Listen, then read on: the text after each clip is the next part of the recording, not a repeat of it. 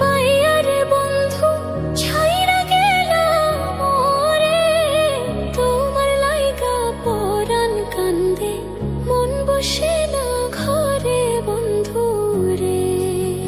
কি অপরাধ পাইয়া রে বন্ধু ছাইরা গেলাম মোরে, তোমার লাইগা পরাণ কান্দে মন বসে না ঘরে বন্ধু রে।